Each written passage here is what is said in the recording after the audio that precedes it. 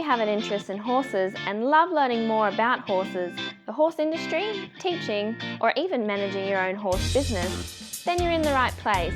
We would love you to join us on our mission, which is to improve the lives of horses around the world through the education of riders, handlers, and trainers. So get comfortable, listen in, and enjoy. This is another of our popular Listener's Choice interviews, which we're playing over the weekend. We've chosen the most popular interviews for you to select the Listener's Choice winner. If you're not sure how the Listener's Choice competition works, have a look at horsechats.com/choice for the rules and the leaderboard. Today's chat's been brought to you by International Horse College. International Horse College's motto is people safety and horse welfare, and you'll find this message throughout our chats. Registered Training Organisation number 31352. Today I'd like to introduce you to Julianne Humphries, who's an eventing specialist coach. She's also a professional 3-day event rider and runs a professional facility in Batemans Bay in New South Wales. How are you today, Julianne? I'm well, Glenys, thank you. Great. How are you? Oh, really good. Yep. Okay, Julianne, today we usually start people off with their favourite quote. So what's your favourite quote? Well, mine's a little bit different to the traditional that you'd hear from a riding coach, but I think you can spread this right across, anything you do. Mm-hmm. And I always say, play the hand you're dealt. Okay. You so often see people trying to do things that my husband says they might be getting their ambitions and their capabilities mixed up. Or, in my hand that I've been dealt, I'm not your traditional come from the riding family, born on the property where the horses were put under you and provided all the gear and facilities from the get-go. So I had to really play the hand I was dealt. Mm-hmm. So, I've gotten it this far so far. You're doing a pretty good job so far. Yeah. Thank you. Just go on and tell us then how you actually started, because if you didn't start off, riding before you could walk, what actually introduced you to horses? What were your first memories? Okay, so it was early, but so for me, I was born wanting to ride and wanting to be around horses, born with the love and passion for horses, but to this day, my parents wouldn't know which end to put the hay in. So it started with when I was a little tiny toddler, little tiny child. I was in hospital more often than not. People sort of try and make you happy because you're getting a bit depressed in hospital. And they, what would you like, love? And I told my pa that I wanted a pony. Now, I can remember a long time back, and I had visions of them walking a pony into the children's ward. and I can actually remember seeing my grandparents coming in, and they presented me with a big pink bunny, and I howled. And they went, "Oh, my God, what's wrong?" And I said, "I wanted a pony." And, of course, the next Christmas, what should turn up on the doorstep at home is a pony. Oh, that's great. So, yeah, I've got my grandpa to thank for starting me in horses, yeah. And what were you then, about 3 or 4? Yes, I was 3. I was actually I was 3 years old. Okay. And so was the pony, unfortunately. Oh, no. He wasn't the world's best child's pony, but I learnt stickability. Okay. And they really found out I had the passion to keep going. Yeah, I suppose that would have been a test, wouldn't it? Oh, it sure was. Yeah. Yeah, you're either in or you're out. Yeah. Now, how long did you have that pony for? What was your next horse? Well, his name was Chachi, and I kept Chachi for 10 years. Even though he bucked like a champion, I loved him dearly, and I wouldn't part with him until a lovely family actually on the south coast here, the Innes family, they put me on a really nice, well-educated pony because they couldn't stand watching me hit the deck all the time. And I guess I found out what it is like to sit on a nice pony. And I was competing all up and down the coast for about 4 years by the time I decided to sell my little Chachi. So, 10 years I stayed with him. I was well outgrown him by the time I sold him. But I was able to educate him a little better by the time I'd sold him. So it was good.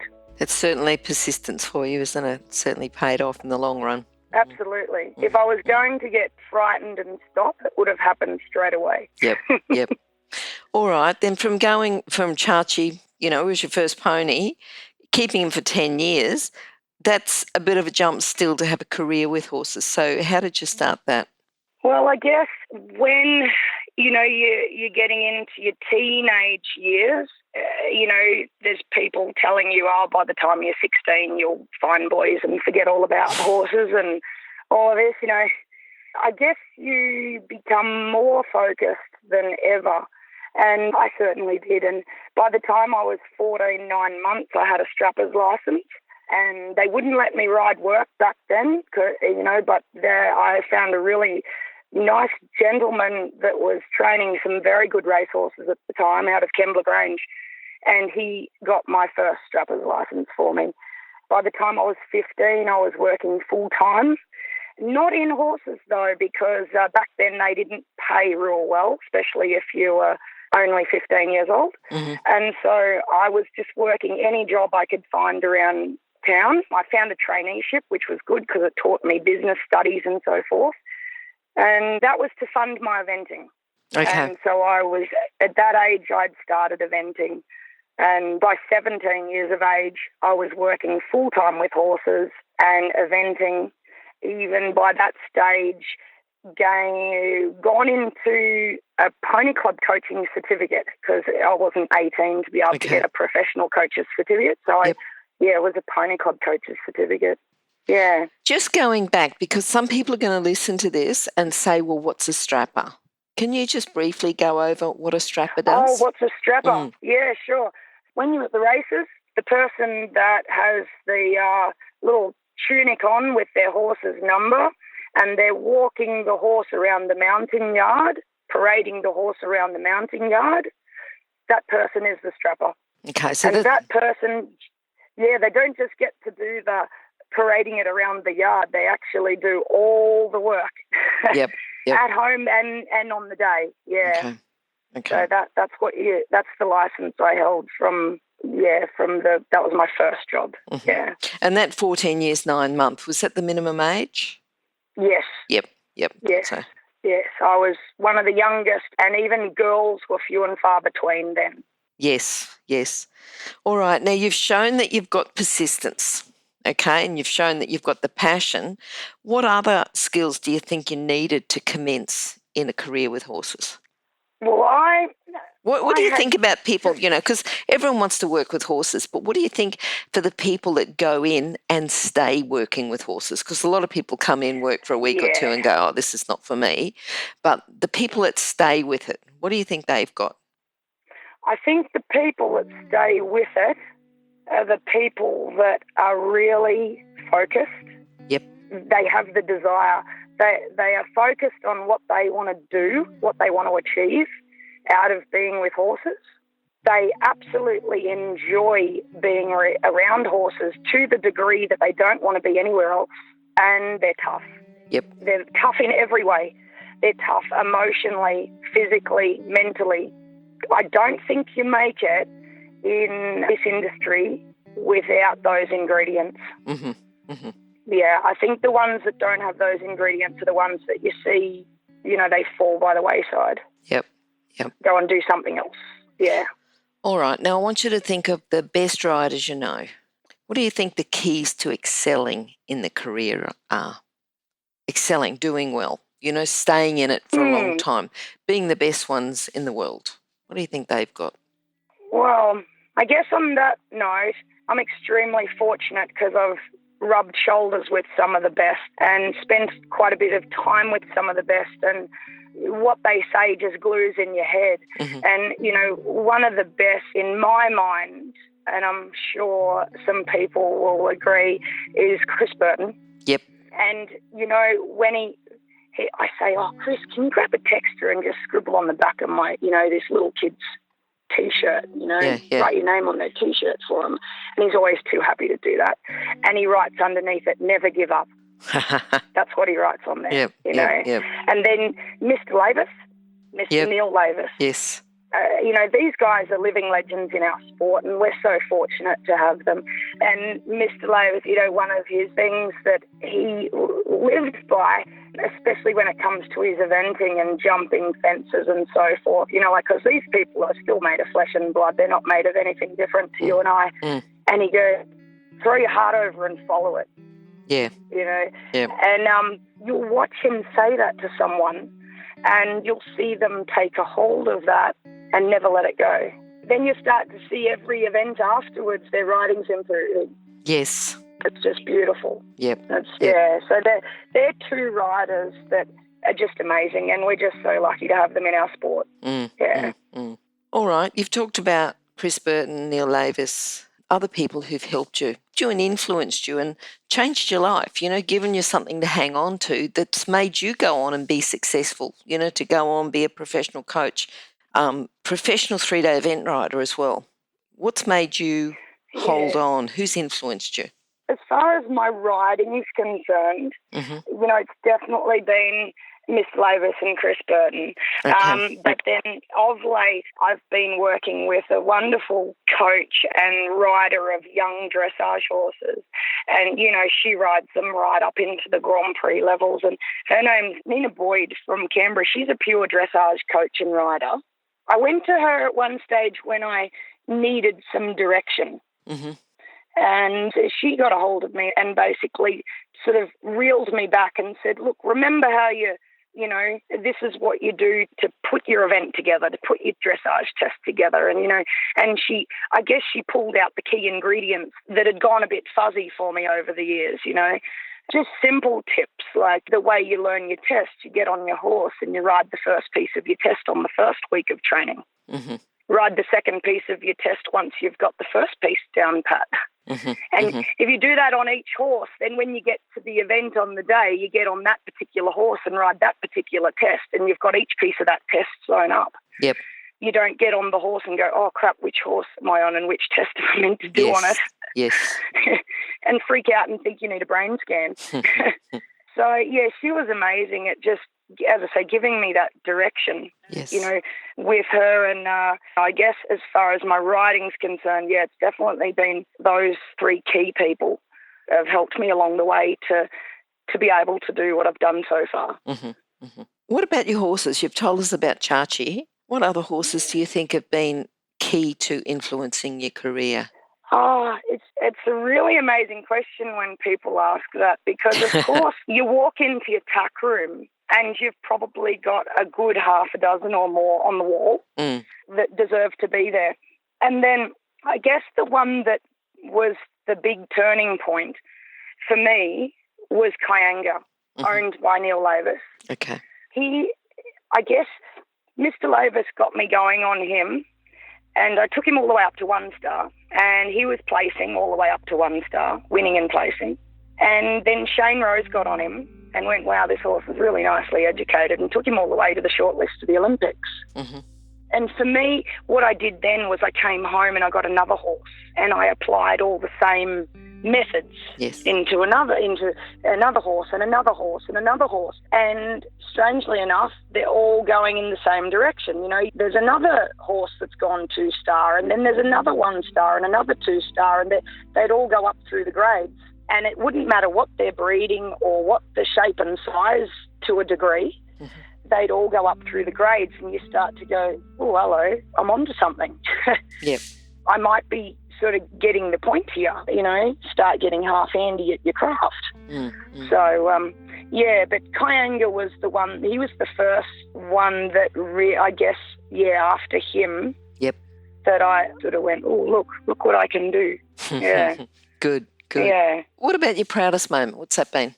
For me, it's not like I've won a gold medal and I've been on a podium or anything like this. It's all very ground level, very grassroots. And I think for me, what makes me most happy and most proud is when the likes of Shane or Chris, they get on your horses and they go, gee, this is really nicely educated. You've done a nice job schooling this. Or your coach says, yeah, you rode well. That was a good ride.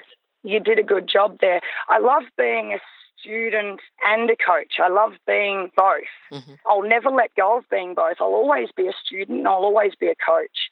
And so therefore, you know, it makes me so happy and so proud. Like, it really just makes your day and makes you love your job so much when you then see your riders achieve their goals. You know, whether it's as grassroots as a 50-year-old man doing his first ever one-day event. Yeah. And you see him cross the finish line and he's gone clear and he's got a smile from ear to ear. Yep. Or it's a little tiny kid that's gone round, you know, their little dressage test or something, you know, or that right through to one of my students won the state championships at Goulburn at Linton. These moments are just second to none. They really are. So it's whether it's you being a rider that, you know, someone like, I remember one time Wayne Roycroft said, gee, that's a really nicely educated horse. Who did that?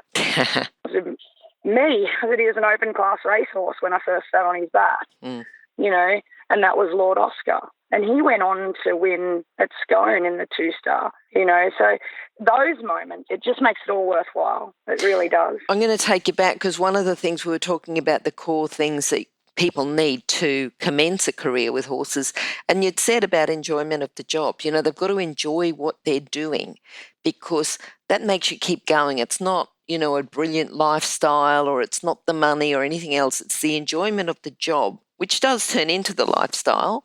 And then the proudest moment, and just, you know, you said again about loving the job. And I think that's something that, you know, I'm sort of hearing right through is that you really love what you're doing and that's why you keep doing what you're doing. Yeah.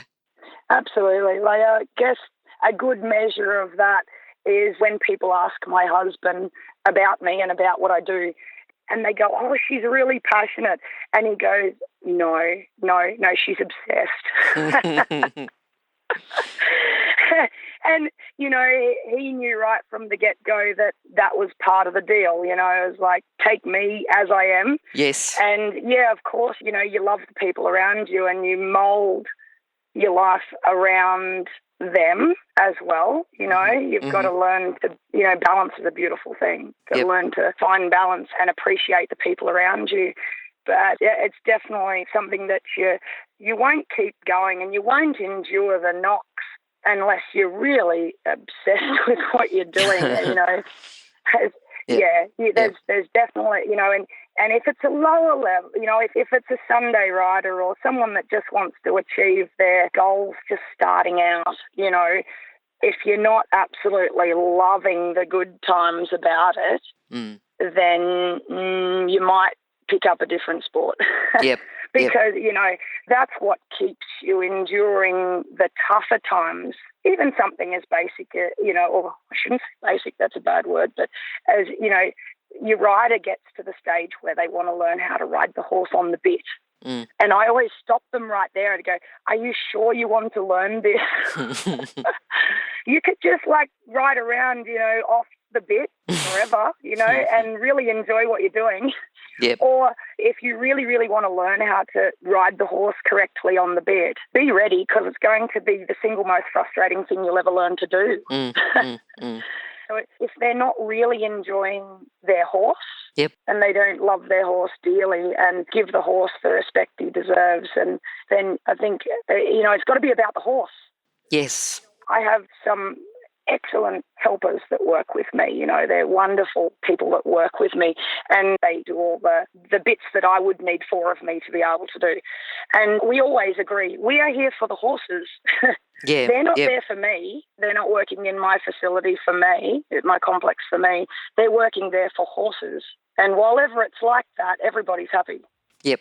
You know, How many horses as soon as that changes, it doesn't work. Yeah, how many horses do you have in work? Tell me a bit about that. Okay, so my horses all come and go because it is a training facility. There's no spelling, there's no adjustment as such. It's all just a horse will come in to work and do a piece of training and then they'll return home. I only have 1 or 2 that are what you would say permanent in work training under me full-time students with their horses. All the other students and horses come and go. I own 6 at my last count. The other day, I had up to 13 on my place. As I say, horses coming and going, doing different pieces of work. At the moment, at home, there's 10. Okay. I guess that for us, that keeps us very busy. Yes. There's no idle time. And what about the staff you have? What jobs do they have? Or what do they do?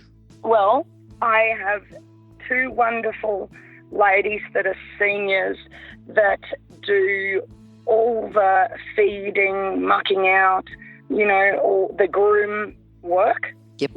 like your strapper or like your groom. And then I've just recently taken on one junior, and she can do those similar types of jobs. She's also a little bit handy with the horses, so she could do a little bit of schooling on the lunge.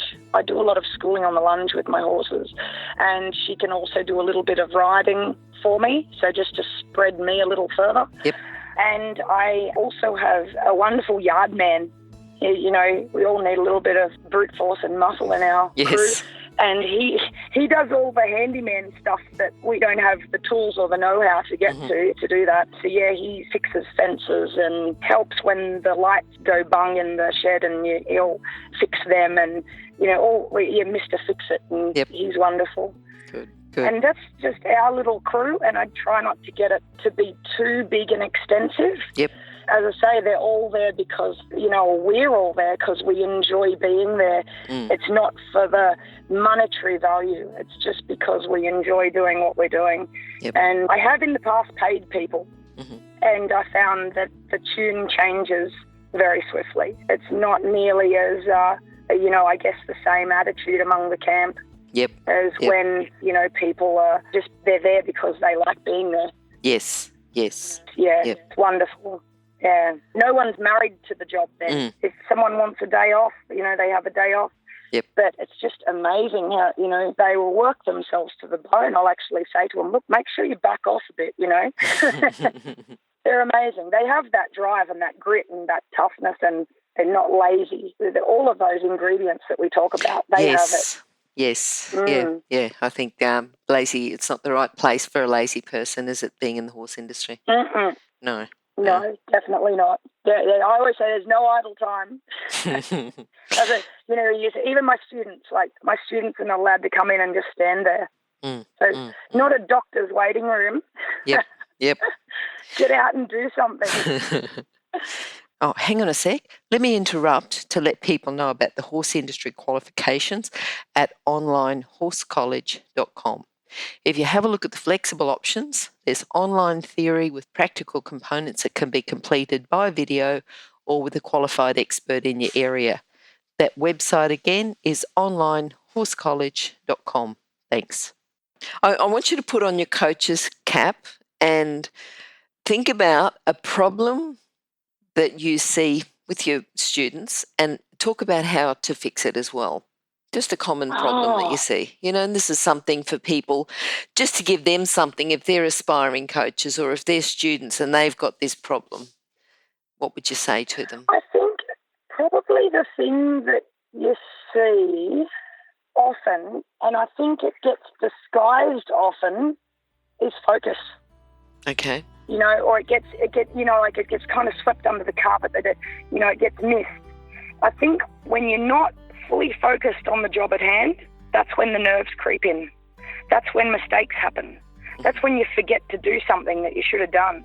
I think it's important to walk, as soon as you walk through that front gate of the stables, you've got to try really hard to clear your head and focus on your horse and make it all about your horse.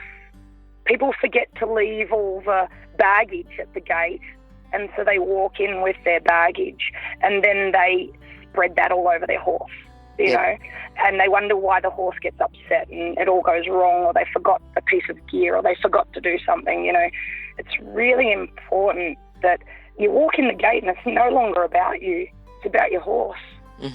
You fully focus on your horse and just make, that, whether it's just an hour a day, it's about your horse. Yep. And I think when you do that, it's so therapeutic for you. It's the best therapy you'd ever come across.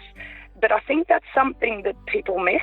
And I think then they get on their horse and they've carried all their baggage onto their horse, and then suddenly they're nervous. And I think, things fall apart because of what they carry in. Yep. And so, yeah, that's probably my thing that I notice. Okay. Often I try to notice that, and I try to remind people of that. Yep. Yeah. Yep. When they're with their horses. Yeah. Okay. All right. What about a book? Do you have a book that you'd recommend to complement people's riding coaching skills? Yes. And I'm not even a reader, but I will read something that I really, really, really want to know. Yep. And this book was passed down to me from Mr. Lavis. Mm-hmm. It's called Horses Are Made to Be Horses. It's by Franz Moringa. Now, it was actually written after Franz passed. It's actually all Franz's notes compiled by someone else. I'll just interrupt there because I think one of the people that did that was Ron Patterson, and he was an earlier guest. So you might want to listen to his episode to sort of... Oh, wow. Yeah. Oh, that'd be awesome. Yeah, I will. Yeah. But yeah. It's a great book. Yeah. It is a great book. And because it's Franz's notes, it's actually quite difficult to, you find yourself reading a piece 2 and 3 times over. Yeah. To really grasp the message. Mm-hmm. But, I think even so much is said in just the title of the book, and that sort of gets back to the, why we're there in the first place. It's because of horses. Yep. All right. What are you looking forward to now? Well, I guess for me, I'm in a really good place at the moment. Life's great. Life's really great. And I've endured ups and downs. And so I guess you only know when life's great when you have hit rock bottom in the past. And so, at the moment, I've got the best support network and a really beautiful bunch of students under me. And I've got my coaches that keep guiding me.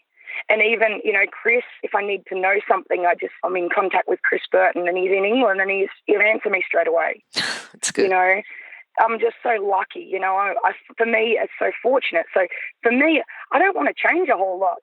Yep. I want what we're doing right now to last for a while. Mm-hmm. And I think that in itself might just get me to creep forward to my goals that I've always had sitting in the back of my mind, which I guess if I was to be as bold as voice a couple of them, it would be one day, I do want to crack the code of being a 3-star rider, to ride around 2-star and 2-star and 2-star, and you can taste 3-star on all these 2-star horses. You can just taste it, and then it just doesn't quite get there. So I do want to crack that code. I do want to ride at Adelaide. Okay. Very, and each year, same thing. Like I think, it might not be this year, because something unfortunate might happen through the year. Like this year, my horse cracked his heel. Mm-hmm. So he's had a year off, He's just come back into work now, so you think, I'm going to be pushing it to get him to Adelaide now. So these sorts of things. But I think if I keep going on the note that I'm going on, we might crack those codes, And one day when I'm getting older and had a little bit, maybe a bit stiff and sore to go 3-star, then I might want to be a level 3 coach. Yep, good. Good. Well, I keep thinking back of the persistence with Chachi and the 10 years. That's the sort of persistence and determination you need. So you're well and truly on the right track. Yeah. Thanks, Glenys. That's okay. Julianne, how can people contact you? Probably the best way for me is written. Because I just teach and ride all day, every day, and I get to my, 10 o'clock at night and read all my messages. So text or email? My email, ja@equestrianlessons.com.au. Yep. Yeah. All right, we'll do that, and we'll put those on your show notes page, which is at horsechats.com/Julianne Humphries, and we'll make sure all those contact details are available for you there too. All right, look, it's been wonderful talking to you today. I think it's been really good. I think, sometimes there's a theme all the way through, and I just think, like you talk about the great team, you're very passionate about what you're doing, you're loving what you're doing. And I think you just, you're seeing the good in everything, which is wonderful to hear. So, yeah, good luck with it all. And I hope to catch up with you again soon. Oh, thank you very much, Glenys. Okay. Really appreciate it. Okay, talk to you later. Bye. Will do. Bye now. If you've enjoyed this chat, then please comment, rate and subscribe. If you'd like any changes or recommendations for guests, then please contact us through horsechats.com. And while you're online, have a look at the government-accredited courses at internationalhorsecollege.com. Registered Training Organisation 31352. Remember that our comments and instructions are general in nature and do not take into consideration your individual horses or your individual ability and circumstances. If you enjoyed this podcast, then please leave your comment below.